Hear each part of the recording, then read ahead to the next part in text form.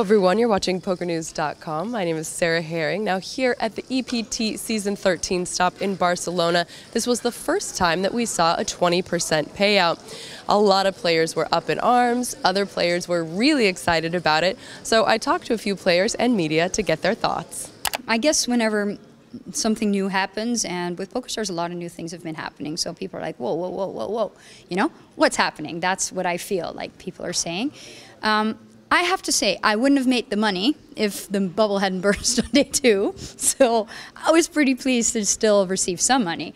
On the other hand, I think we have to look closely to what tournaments it's best to do the 20% in, and for example, when it's a high roller tournament and there's just mostly regs and it's a re-entry, for example, then you have to look whether it's smarter to do like 15%, or, you know, I think it varies per tournament, and I do think we all, as poker regs, we want the money to be in the game, and we want to be I think in the EPT when there's spin and go winners and everything, I think it's good that we keep the money going around, but I think it varies per tournament.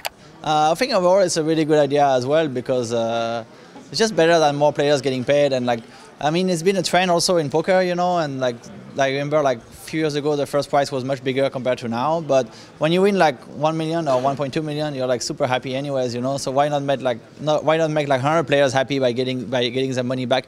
And it makes especially more sense because some people qualified, a lot of people qualified on PokerStars playing spin and go promotion or something. So for them it's huge, you know. They already won a trip to Barcelona for €5, which is really great, and an awesome place to experience everything there is to see in Barcelona.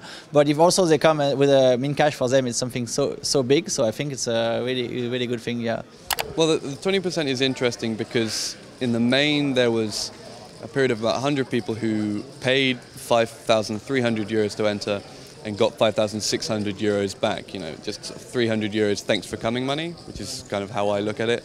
And then 100 places later, there was a €3,000 payout and or pay jump, and I got my calculator out and worked out that would be where the 15% normal payout, as it were, would have been.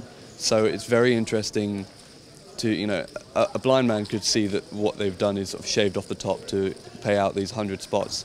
I don't know how the recreational players feel about it. Obviously, the vocal regulars are, I would say on the whole, skeptical at best and downright irritated at worst about paying 20%. I think everyone can see why they've done it. I just don't know whether or not that is the best way to increase the liquidity of the money in poker, increase the idea of people coming back. I think if someone goes away with €300 profit, they're not going to go and want to play a side event with the money that they've won, because it's like a refund bubble. If someone made that next pay jump and got €8,000 back, or maybe they made €11,000 on a €5,000 buy-in, they might be more likely to say, okay, I can play XYZ side events, or I can come and play another one and still have €5,000 left over. So I don't know whether or not that sort of refund bubble is meant to encourage people to come again, because I think in general it does the exact opposite. It says, you know, why would I want to do all this again just to get my money back?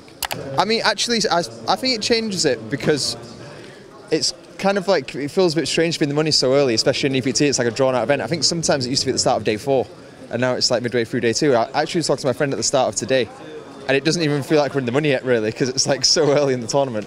So it's kind of a bit weird that we're in the money. I guess we've got to pay attention to the jumps and stuff now too. Oh, it's terrible. I mean, they could do 20% if people actually got a profit, but the fact that you can sit there and play for 15 hours and get exactly your buy-in back is ridiculous. If you're going to pay out 20%, at least make it worth our time to play. You know, I don't know anybody who's happy playing that long and then getting €200 over your 5,300 buy-in. Give them 6,500, take it out somewhere else. Some of these tournaments have ridiculous second bubbles too, which is going to cause massive stalling later on. There will have been a lot of players who have noticed the double bubble situation, as you put it.